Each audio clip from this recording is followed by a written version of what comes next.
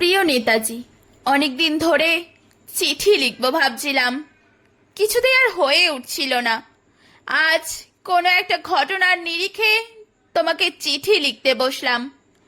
ছেলেবেলায় আমাদের দোতলার ড্রয়িং রুমে তোমার ছবি, জন্মদিনে পেতাম বই, সেখানেও তুমি, বাবার গল্পে তোমারই বীরত্ব। দেখতে দেখতে শুনতে শুনতে ক্রমে আমিও তোমার ভক্ত। বাবা বলতেন ইন্ডিয়ার আরেকজন নেতাজির দরকার ছিল। মা গাইতেন বীর সুভাষের মহান দেশ। দাদু বলতেন ছেলেটাকে ওরা শেষ করে দিল। ঠাম্মার চোখে তখন আঁচলের খুঁট।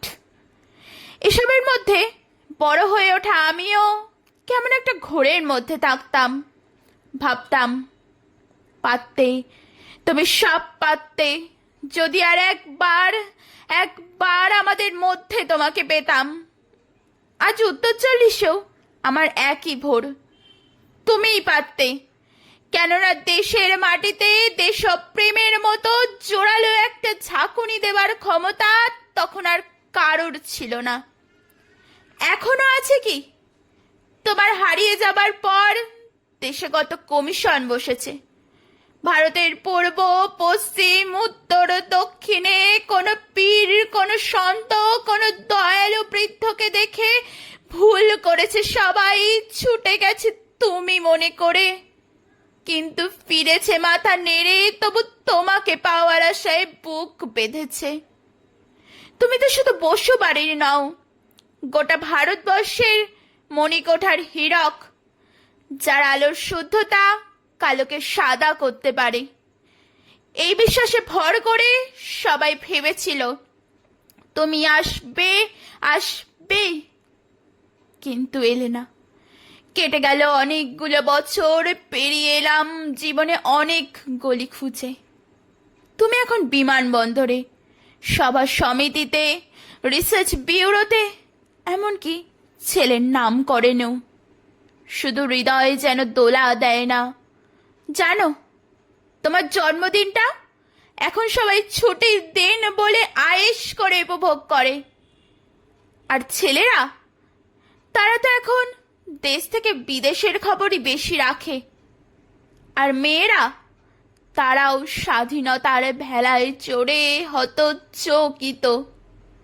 শুধু মাটিটা কাঁদে, সেই কান্না যেন ভূমিকম্প, খরা, এলেনিউনো, বন্যা হয়ে চারিদিক ভাসিয়ে দেয়।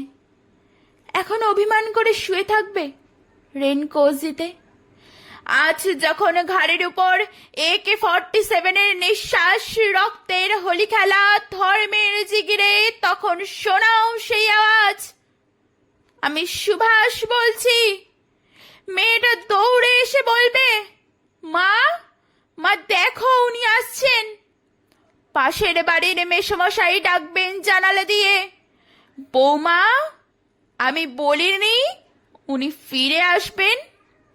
খোলা জানালার ধারে দাঁড়াবে মায়েরা, তাদের ডান হাতে শঙ্খ, বা চোখে জল, নদী হবে উত্তাল, নৌকা বেসামাল, পরাণ মাঝিও চেঁচাবে, উনি আসতেছেন। সবুজ মাঠে শিশুদের হাতে পতাকার দোলা, উনি আসছেন, উনি আসছেন, উনি ফিরে আসছেন। তোমার হারিয়ে যাওয়া জন্মদিনের ভিতর থেকে উঠে আসুক আরেকটা 23-এ। আজ স্বাধীনতার ঠিক আগের মুহূর্তে দাঁড়িয়ে তোমাকে আমার এই চিঠি, প্রণাম নিও। ভালো থেকো নেতাজি।